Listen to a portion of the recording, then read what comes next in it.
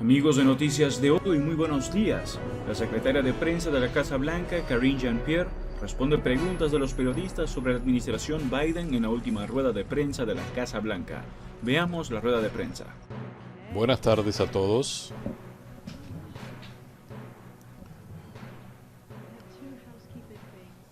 Un par de puntos para comenzar. Estamos emocionados de recibir a Olivia Dalton, nuestra nueva secretaria de prensa adjunta, se integra a nuestro equipo. Ella regresa a la Casa Blanca después de haber servido como directora de comunicaciones y portavoz en la misión de los Estados Unidos ante la ONU. Olivia y yo nos conocemos desde hace más de una década, hemos sido amigas por más de una década y me emociona que se sume a nuestro equipo y que esté trabajando con todos ustedes también. Otro punto, antes de entrar en materia, queremos continuar la tradición de nuestro equipo de prensa. Acá quiero tomar un momento para felicitar a Andrew. Él se casa este sábado. Continuamos con esa tradición. Y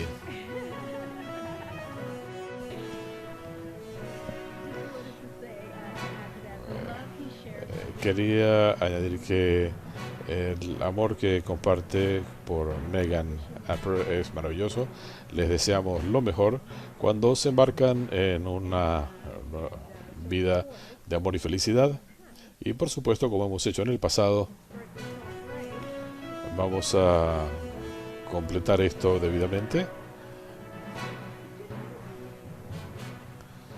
Tenemos que mantener la tradición.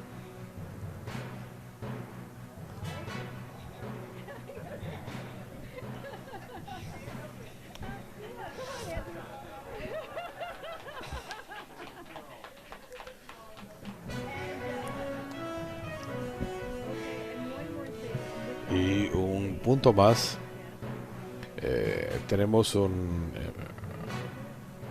invitada especial para Andrew aquí en la sala de prensa. Ahí está, Megan Apple.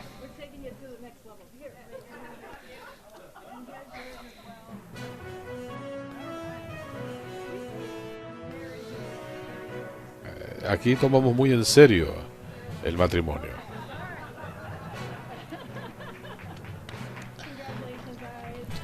Felicitaciones. Estoy emocionada por ustedes. Andrew va a estar fuera por unos 10 días. Déjenlo en paz. Y estoy muy emocionada por ustedes. Felicidades. Gracias por venir.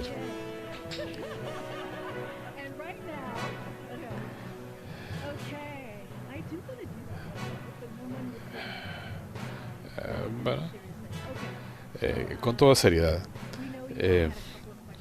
Sabemos que tienen preguntas sobre la contraofensiva en Ucrania en los últimos días, así que queríamos invitar a John Kirby para que responda algunas preguntas.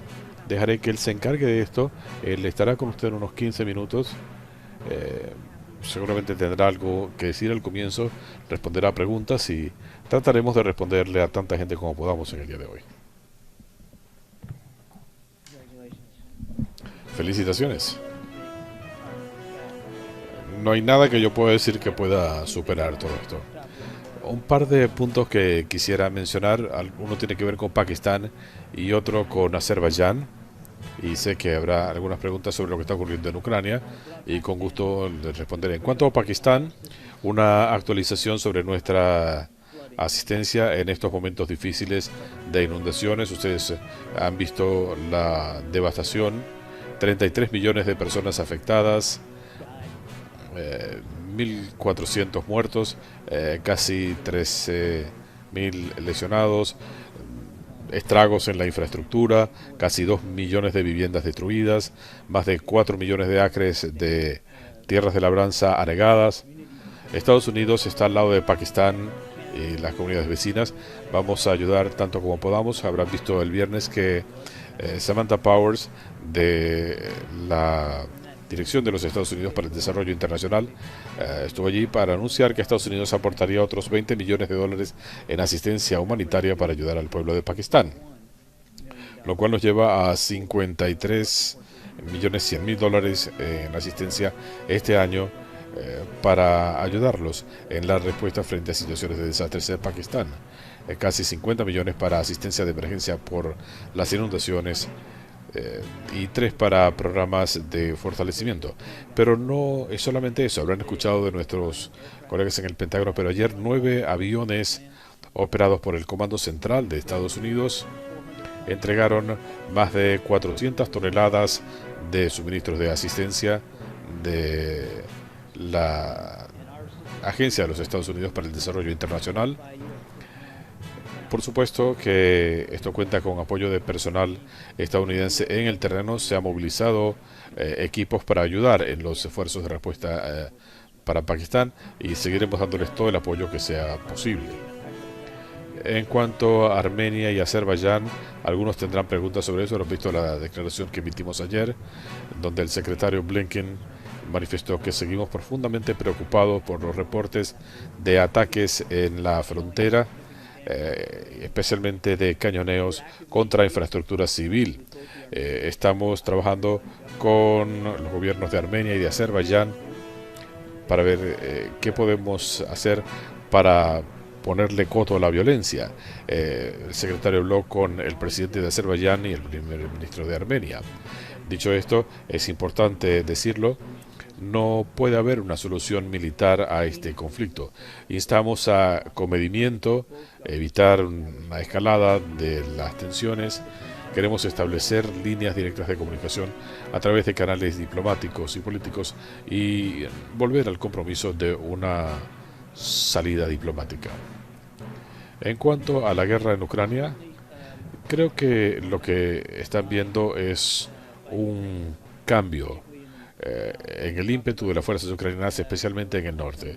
Hemos venido hablando de esto desde hace ya algún tiempo.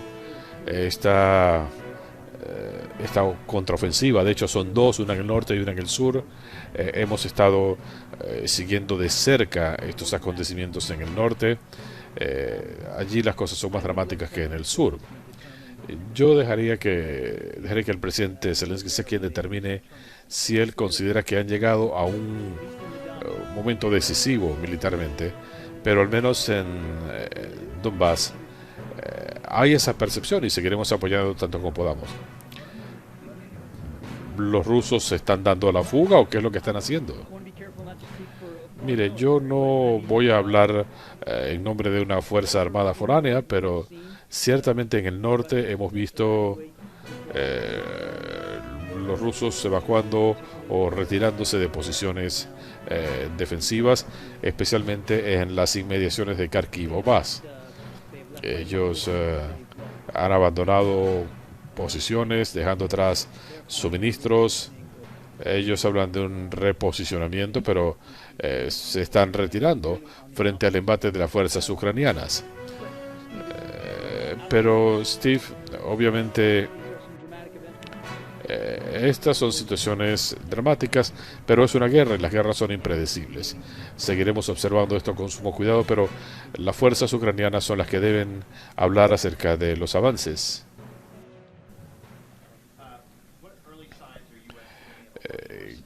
¿Qué respuesta inicial de Rusia han visto ustedes y qué dice esto de la posición de Putin? ¿Escalará la situación frente a estos reveses?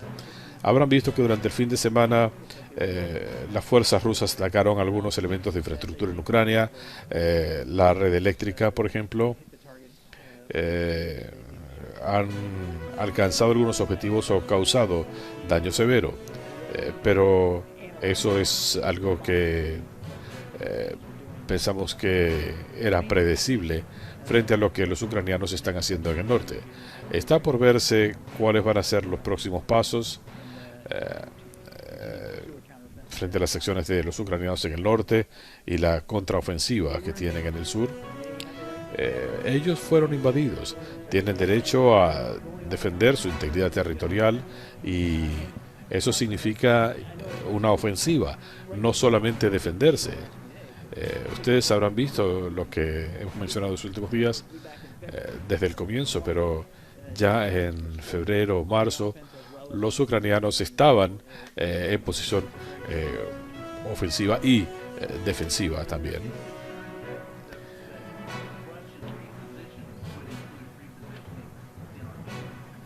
Pero hay un reposicionamiento de fuerzas en Armenia frente a esto. No lo hemos visto. Lo que queremos es ver un cese de hostilidades. Obviamente queremos ver un cese al fuego que se mantenga, pero no hemos visto indicios de un reposicionamiento de fuerzas rusas. Debo recordarles, y ustedes lo saben, hay una fuerza de mantenimiento de paz allí, y hasta donde sabemos esa fuerza sigue emplazada. Considerando la dinámica en el terreno frente a la situación actual, si esta situación cambiara, ¿qué tipo de capacidad pudiera aportarle Estados Unidos a Ucrania? No me quiero adelantar a futuros paquetes de asistencia. Habrán visto que estamos en coordinación con los ucranianos. Hablamos con ellos cada día. El secretario Austin habló con ellos la semana pasada. Así que hay discusiones sobre las necesidades militares de Ucrania. Y muchas de los sistemas que hemos estado aportando en los últimos meses han demostrado ser altamente efectivos frente a la capacidad de los ucranianos de tomar la posición ofensiva, y así ha sido en los últimos días y semanas, y esto incluye cohetes avanzados de los que hemos hablado. Los están utilizando de manera muy efectiva.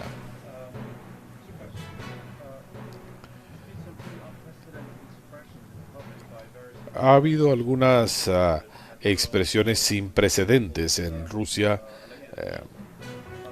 funcionarios elegidos y otros manifestando descontento, aunque vengan de diferentes direcciones.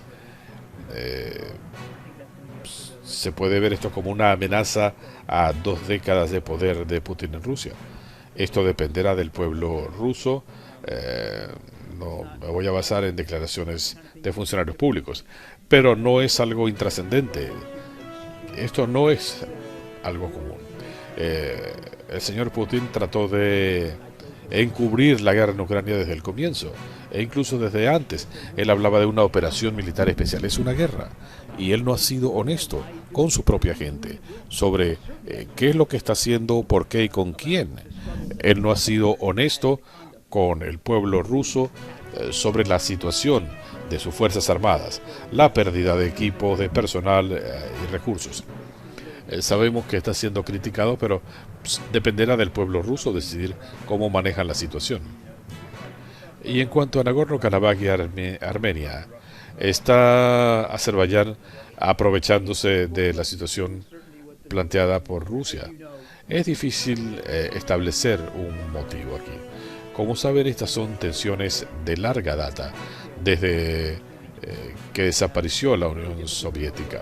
Así que es difícil decir cuál fue el detonante en este caso.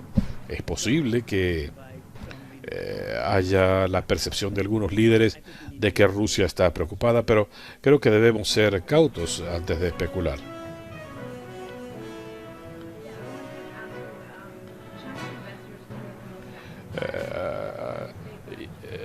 El año pasado los inversionistas chinos fueron muy activos en el mercado de bienes raíces en Estados Unidos. En muchos casos sacando del mercado a compradores estadounidenses. Al mismo tiempo hay otras políticas en Estados Unidos que están afectando la tenencia de propiedades. Considerando lo que ustedes saben de un adversario como el caso de China, esta presencia de China adquiriendo bienes raíces en Estados Unidos, ¿es esto un punto que esté en el radar del Ejecutivo? ¿Y qué se está haciendo al respecto para asegurar que la vivienda siga siendo accesible en Estados Unidos? Creo que esto está un poco por fuera de mi área. Me refiero al ángulo de seguridad, especialmente cuando se trata de propiedades cerca de instalaciones militares. El presidente ha sido muy claro en cuanto a nuestras preocupaciones sobre las prácticas comerciales y económicas de China, pero me refiero a la seguridad nacional. Quizá yo no sea la persona indicada para hablarle del tema. No se trata de propiedad de bienes raíces, sino propiedades cercanas a instalaciones militares. Yo envié esta pregunta a su oficina hace una semana. Volviendo a sus comentarios sobre los problemas que está teniendo Rusia con la guerra, ¿cambia eso la perspectiva global sobre la percepción de Rusia como una superpotencia frente a los aprietos que usted dice que está teniendo en esta guerra? Bueno, creo que no hay que mirar más allá de cómo el Departamento de Defensa describe a Rusia como una amenaza severa. Ciertamente, ellos siguen teniendo fuerzas militares con capacidad de causar daño severo, y lo hemos visto lamentablemente en Ucrania, en cierto modo. Yo he hablado de esto muchas veces. Ellos no han superado los problemas de comando y control, cohesión de unidades, integración de unidades en el terreno. Han tenido muchos problemas causados por ellos mismos en Ucrania, no hay duda, pero siguen siendo fuerzas militares muy poderosas, y el señor Putin sigue teniendo a su disposición una considerable fuerza militar, no solamente para usarla en Ucrania, sino también en otros lugares. Y en cuanto a temas de seguridad nacional,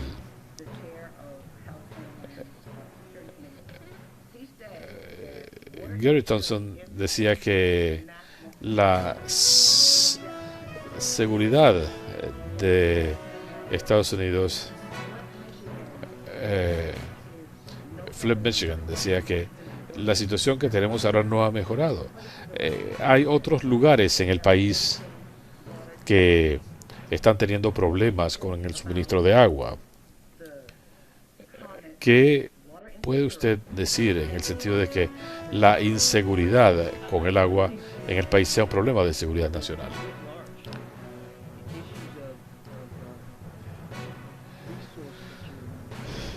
En cuanto a este recurso en todo el mundo y el impacto en nuestra seguridad nacional, Estados Unidos no es inmune a los problemas resultantes de necesidades de infraestructura o cambio climático. Pero en general, cuando un país o cualquier país enfrenta inundaciones, sequías o desastres naturales, esto puede resultar en problemas de seguridad. Y a veces las fuerzas militares de Estados Unidos tienen que responder. Tenemos a la Guardia Nacional combatiendo incendios forestales. Están ayudando a enfrentar otros desastres naturales. Esto termina tocando la seguridad nacional, como es de esperarse. El Departamento de Defensa tiene la capacidad, como hablaba en el caso de Pakistán y también aquí en el país. Pero nuestro país no es inmune a las presiones derivadas del cambio climático y problemas que enfrentan otros países también. ¿Puede hablarnos de la política de Taiwán que va a discusión mañana? Han hablado con algunos demócratas en la comisión para hacer ajustes de lenguaje en el proyecto de ley. Los miembros de nuestro equipo legislativo están conversando con miembros del Congreso respecto a este proyecto de ley. No me quiero adelantar, siendo que es un proyecto de ley, pero normalmente trabajamos con miembros del Congreso sobre estos temas. Y debo recordar que hemos estado profundizando nuestro apoyo hacia Taiwán bajo este gobierno. Lo vieron hace una semana cuando anunciamos ventas de armas a Taiwán por más de $1.000 millones para que tengan la capacidad para hacerle frente a las amenazas que enfrentan, por ejemplo, de la República Popular China. Y queremos trabajar con el Congreso en este proyecto de ley, pero está siguiendo el proceso. Creo que puedo llegar hasta ahí en el día de hoy. Gracias.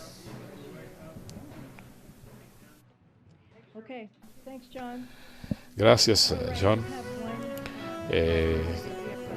Un punto para comenzar. Tenemos unos 25 minutos antes del evento de las 3 de la tarde. El presidente Biden se reúne hoy con miles de estadounidenses para celebrar la histórica ley de reducción de la inflación aquí en la Casa Blanca. El presidente va a destacar cómo esto responde a necesidades de las familias de la clase media y por qué es esencial atender a la clase media por encima de los intereses especiales. El presidente va a destacar que esta es una promesa de décadas que le ha hecho Washington al pueblo estadounidense para reducir los costos para las familias y para enfrentar la crisis del clima. El presidente va a destacar que mientras miembros republicanos en el Congreso pudieron sumarse a un esfuerzo bipartidista para combatir la inflación, en forma unánime se opusieron a bajar los costos para el pueblo estadounidense y ahora han declarado que su máxima prioridad económica es echar por tierra el proyecto de ley de reducción de la inflación. Piensen en esto, esta legislación ya ha llevado al anuncio de generación de empleos en el sector manufacturero en Estados Unidos, incluyendo de compañías que no tenían antes planes de invertir en Estados Unidos. Querían cancelar esos planes. Los estadounidenses tienen que pagar 2 y hasta 3 veces más que otras personas en otros países por medicinas, por demasiado tiempo. Pero tratar de eliminar este programa es un error. El presidente le hace un llamamiento a los miembros del Congreso para ponerle un tope de hasta $35 en el precio de la insulina y para enfrentar a quienes se están aprovechando de las demás personas. Las estadísticas indican que las iniciativas contra la influenza están dando resultado en el país gracias a las acciones del presidente y a la mayor baja en décadas. Pero todavía hay más trabajo que hacer y esta es otra razón por la cual el proyecto de ley de reducción de la inflación del que va a hablar el presidente Biden es algo tan importante. También quisiera decir algunas palabras acerca de el proyecto de ley que presentó el senador Graham en el Senado, una proscripción nacional del aborto que le arrebataría derechos a las mujeres en los 50 estados. Esto está fuera de sincronía con lo que piensa la mayoría de los estadounidenses. El presidente Biden y la vicepresidenta Harris están concentrados hoy en la ley para la reducción de la inflación, los costos para las familias, el cambio climático, y los republicanos en el Congreso están empeñados en arrebatarle sus derechos a millones de mujeres en el país. Nosotros estamos luchando por el progreso, ellos están luchando para ponernos en marcha atrás. El presidente Biden está comprometido a restablecer las protecciones de Roe y lo quieren hacer frente a medidas radicales de republicanos elegidos que quieren poner las decisiones personales de salud en manos de políticos en lugar de las mujeres y sus médicos, lo cual es una amenaza para la salud de las mujeres y hasta su vida. Eso es lo que está en juego en este momento en el país y el pueblo estadounidense tiene que hacerse escuchar. ¿Cómo se prepara la Casa Blanca en este momento para potenciales huelgas? Es importante que en este momento hay negociaciones de buena fe entre los sindicatos y el sector patronal, como ha pedido el Ejecutivo durante los últimos meses. Hemos dejado muy claro a las partes interesadas el impacto que tendría en las familias, los agricultores y las comunidades si no llegan a un acuerdo. Un par de puntos que puedo mencionar. Un plan de contingencia, creo que es lo que me están preguntando. Estamos trabajando con otros medios de transporte, incluyendo camioneros y otros transportistas, para ver cómo pueden ayudar a mantener el suministro de productos si se produjera esta huelga ferroviaria.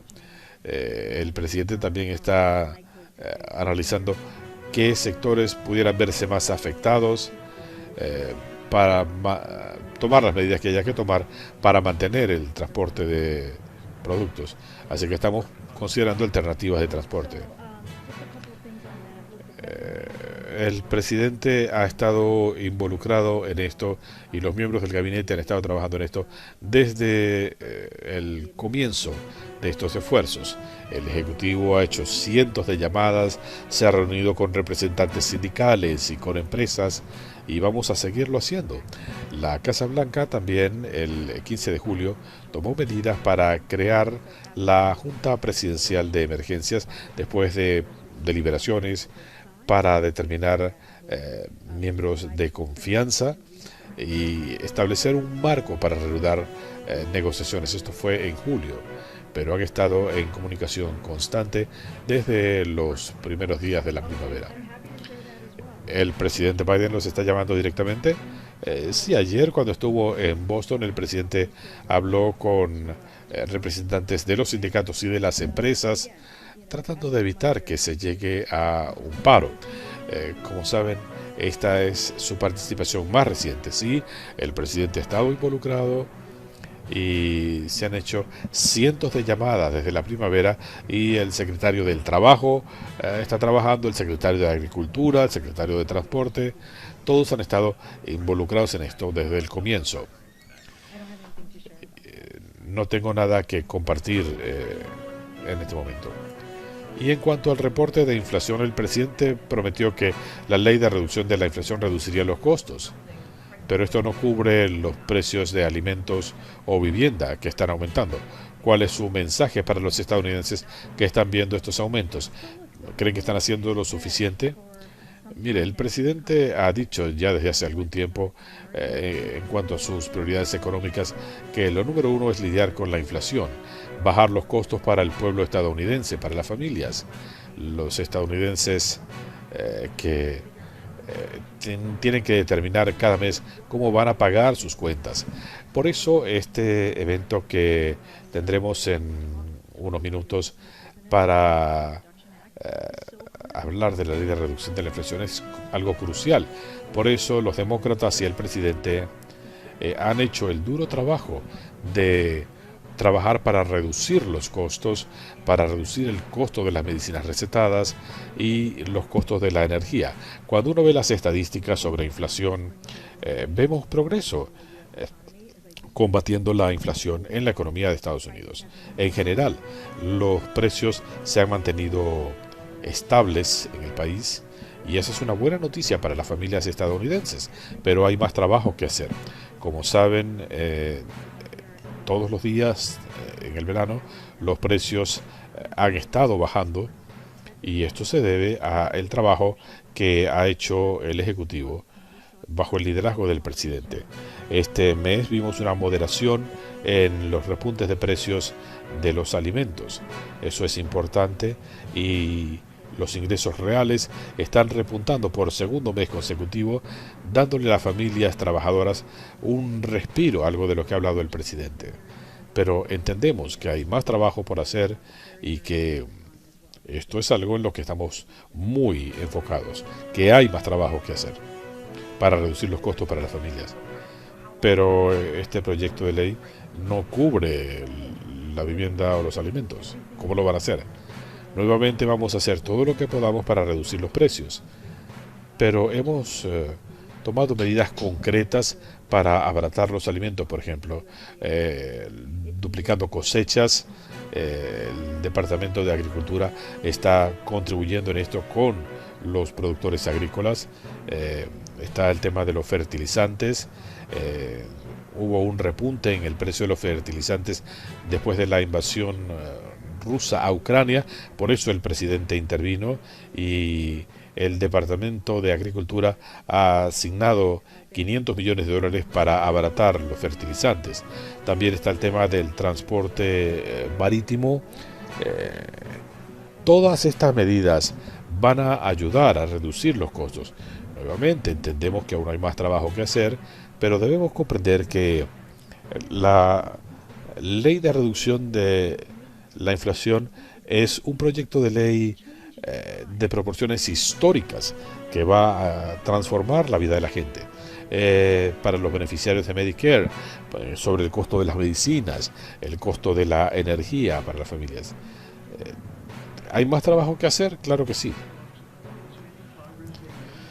¿Se ha progresado en algo en las conversaciones sobre el tema ferroviario? Como mencioné, el presidente habló con los sindicatos y con las empresas. Seguimos instando a las partes a seguir las conversaciones, seguir negociando. Nos parece alentador que lo estén haciendo de buena fe, y los secretarios que mencioné del trabajo, de transporte y de agricultura han estado trabajando en esto desde la primavera y tenemos esperanzas. ¿Cuánto daño causaría una huelga de este tipo? Bueno, vamos a ser muy francos, esto tendría un impacto enorme en nuestras cadenas de suministros. Esto incidiría en la economía en general, en las familias. Un cierre no es algo aceptable. Esto afectaría a las familias, a los negocios y a las comunidades. Y hemos sido enfáticos en esto, se lo hemos dicho a las partes. Estamos conscientes del impacto que esto pudiera tener, y por eso el presidente conformó un grupo en julio para que hubiera un marco de negociación, árbitros neutrales que ayuden a buscar una solución.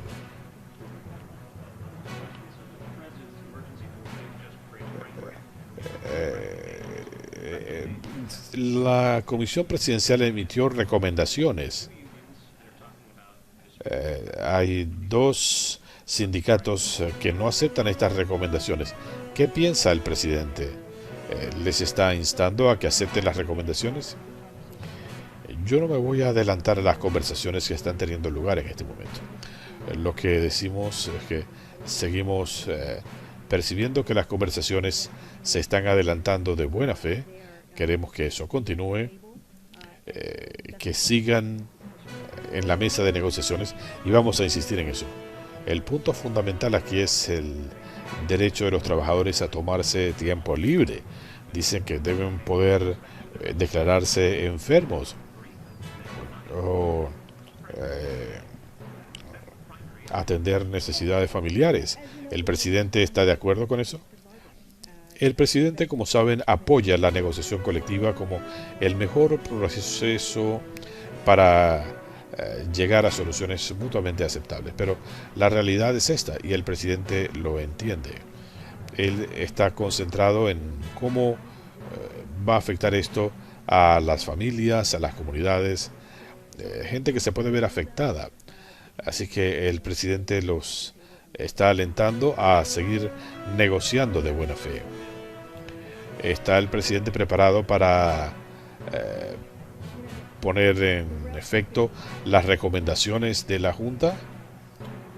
Debemos recordar que las partes han tenido acuerdos en el pasado. No es la primera vez y pueden volverlo a hacer. Vamos a instarlos a que sigan en la mesa de negociaciones de buena fe y que encuentren una solución como lo han hecho muchas veces en el pasado.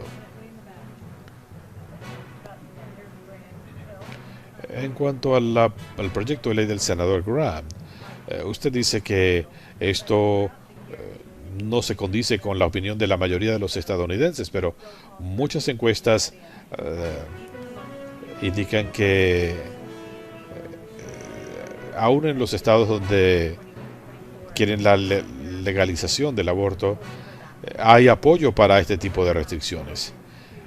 ¿Está la Casa Blanca dispuesta a conversar con el senador Graham sobre algún tipo de avenimiento? Hay dos cosas que quisiera destacar aquí. Primero, la propuesta de los senadores mantendrían las restricciones más extremas al aborto que hayamos visto. Y no hay aquí excepciones para cuestiones de salud, o violaciones o incesto. Tampoco se contemplan excepciones para mujeres que pudieran necesitar abortos por razones de salud. Este es un proyecto de ley extremo. Es parte de esta agenda extremista de los republicanos que no concuerda con las opiniones de la mayoría de los estadounidenses. Voy a citar a Lindsey Graham en 2022 cuando él dijo: yo he sido consistente. Creo que los estados deben decidir el tema del matrimonio y del aborto. Eso lo dijo él mismo. Y ahora está hablando de una prohibición nacional. Nos quedan 10 minutos o menos, así que voy a seguir adelante. Exactamente qué haría la ley de reducción de la inflación en el corto plazo. Si te fijas en la reducción de costos en particular para los estadounidenses, creo que eso es importante cuando se piensa en el impacto que ha tenido la inflación para los estadounidenses. Si piensas en ahorrarle a la gente casi $100 al año, cuando hablamos de bajar los costos para los ancianos, limitando las erogaciones por cuestiones médicas, esto representa dificultades para muchos estadounidenses. Muchos economistas han dicho que este proyecto de ley beneficiaría en la reducción del déficit, y eso es importante. En este momento hemos reducido $1.700 millones del déficit, y la reducción puede ser aún mayor. Esto es muy importante. Así que hemos escuchado a republicanos y demócratas y secretarios del Tesoro que han hablado de la reducción de la inflación. Hemos escuchado a economistas que hablan de la reducción de la inflación. Me parece que eso también es un factor importante que cabe destacar cuando hablamos de la importancia de esta ley de reducción de la inflación, el impacto en las familias estadounidenses, e incluso cuando se considera el tema del costo de la energía. Pero algunos de estos ahorros no serían efectivos sino hasta 2024 o 2026. Entonces, ¿podrá la gente sentir algún efecto? Bueno, eso no es enteramente cierto. Para quienes nos están viendo, los dueños de negocios, las familias, pueden visitar cleanenergy.gov para saber más de cómo pueden comenzar a ahorrar dinero ahora mismo gracias al proyecto de ley de reducción de la inflación mediante créditos, con reembolsos y créditos fiscales, incluyendo un crédito de 30% para la adopción de energía solar, material aislante y otras mejoras en términos de eficiencia energética. Un crédito de $300 para equipo de calefacción o aire acondicionado. Un crédito fiscal de hasta $7.500 para vehículos eléctricos. Todo esto está a disposición de la gente. Eso ya está disponible hoy.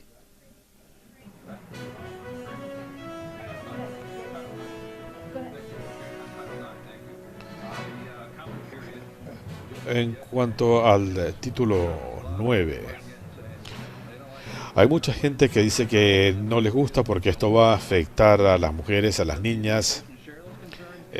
¿Comparte el Ejecutivo esas preocupaciones? Y si suficientes personas se oponen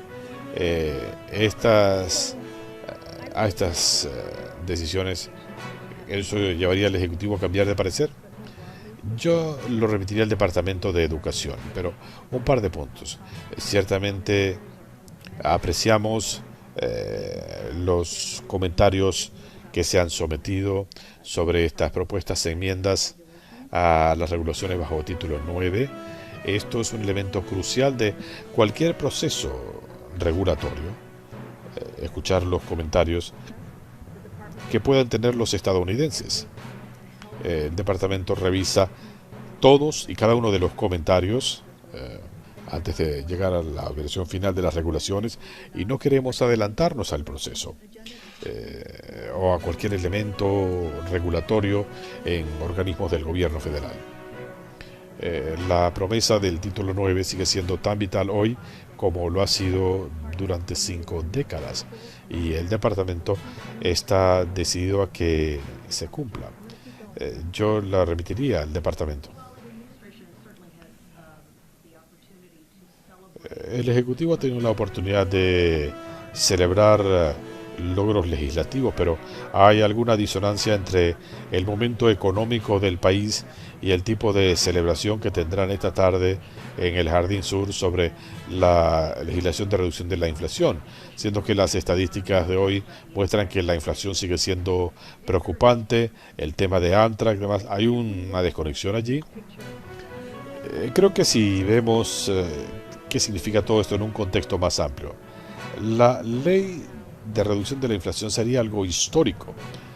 Si pensamos en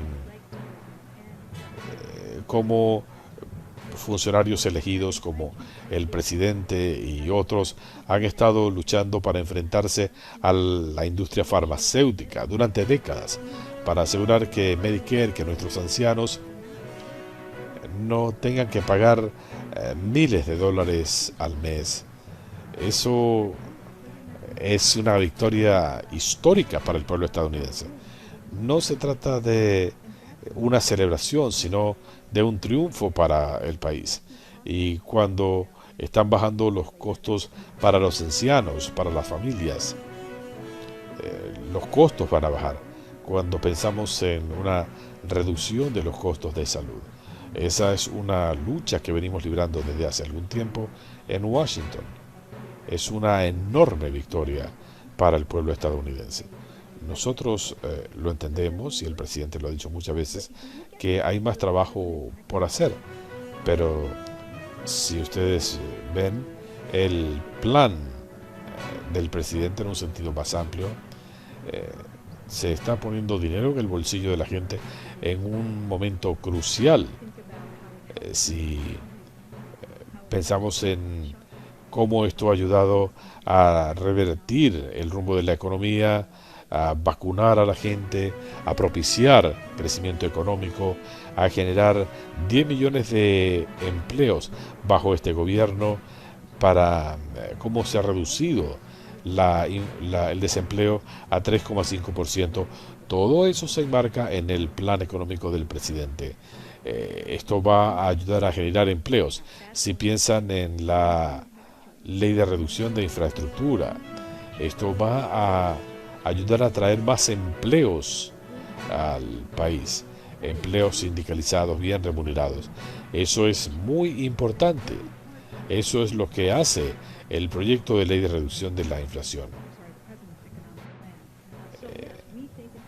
Y sí pensamos que eso es importante porque es una victoria sustancial para el pueblo estadounidense frente a los intereses especiales. Es muy importante. Volviendo a las negociaciones con los trabajadores ferroviarios, el presidente pudiera pedirle al Congreso que extienda la ventana de negociación, siendo que quedan 2 días si quieren evitar un cierre. ¿Está el presidente dispuesto a considerar eso? Nuevamente, ya lo he dicho antes, este tipo de negociaciones se han hecho antes. En el pasado lograron llegar a soluciones y nos vamos a concentrar en eso. Vamos a alentar a las partes a seguir negociando para poder llegar a un avenimiento. Esto es importante por el efecto que pudiera tener en el pueblo estadounidense, en las familias, Y nuevamente nuestro gobierno, nuestros secretarios han estado enfocados en esto desde comienzos de la primavera. Han hecho más de un centenar de llamadas, han estado en comunicaciones regulares con ambas partes y les hemos pedido que vayan a negociar de buena fe. Esto es sumamente importante y es lo que hemos venido haciendo en los últimos meses.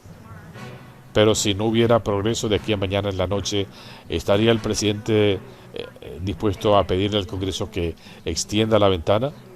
Nuevamente vamos a seguir alentando a las partes a seguir negociando de buena fe, y eso es lo que hemos venido haciendo desde hace meses.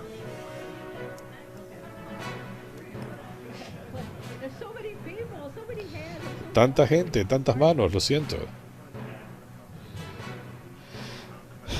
En cuanto a otro punto, esta semana el presidente tiene un importante discurso. Quisiera saber qué piensa decir y si va a presentar alguna iniciativa innovadora.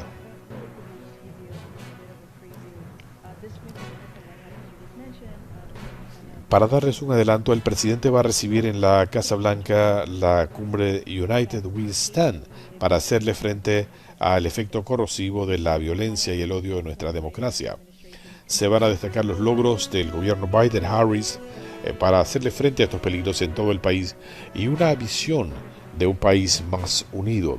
El presidente Biden decidió postularse a la presidencia después de la violencia que estalló en Charlottesville en agosto de 2017, en Charlottesville, Virginia, y desde que asumió la presidencia ha estado trabajando para contrarrestar la violencia motivada por el odio, para la promulgación de una ley contra los crímenes de odio, una política concertada para hacerle frente a estas formas de terrorismo, y lo más significativo desde el punto de vista legislativo es el control de las armas de fuego.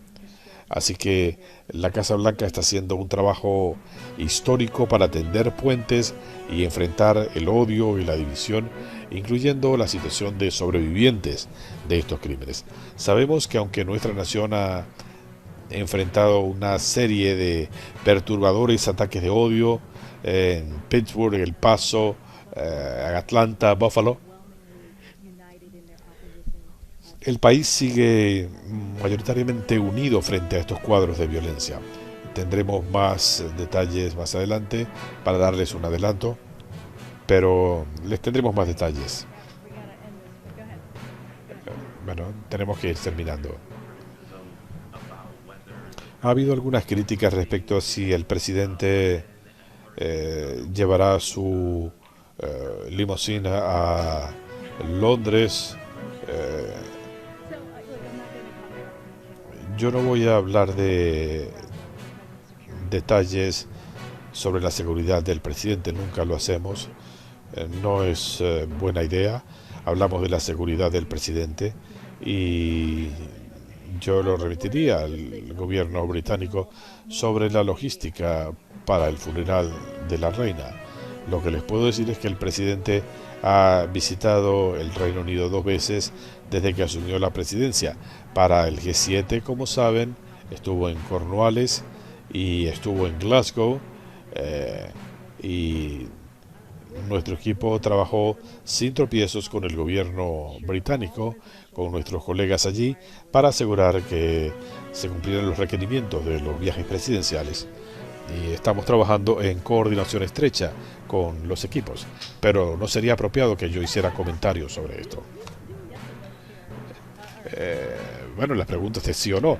Aquí no respondemos a preguntas de sí o no.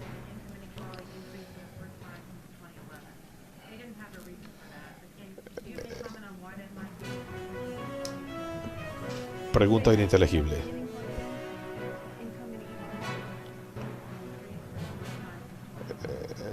La disparidad en el ingreso se ha incrementado por primera vez desde 2011. Tendría que hablar con nuestro equipo económico sobre esa pregunta específica. El fin de semana la vicepresidenta dijo que la frontera estaba segura, pero vamos a llegar al final del año fiscal con 2 millones de encuentros, superando el récord, un repunte de más de 200%. Entonces, ¿cómo es que la frontera se puede considerar segura? Hemos visto confiscaciones sin precedentes de fentanil en la frontera antes que penetre al país.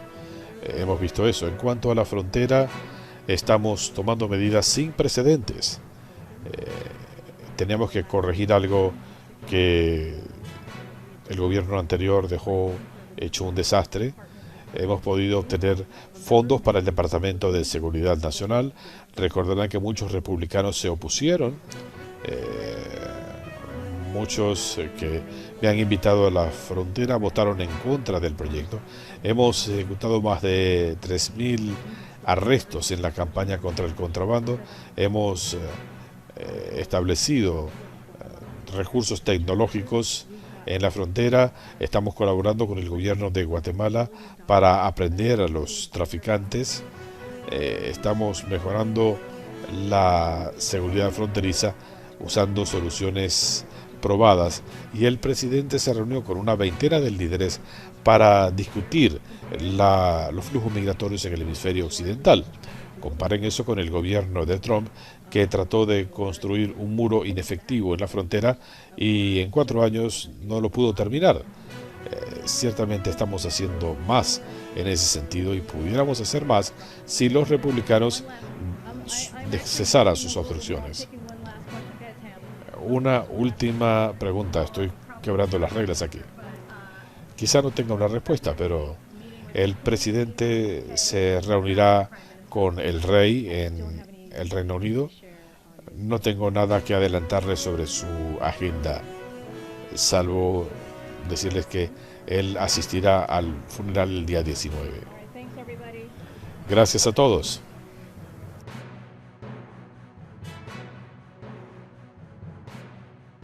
Eso es todo por ahora. No olviden comentar y suscribirse. Hasta el próximo video.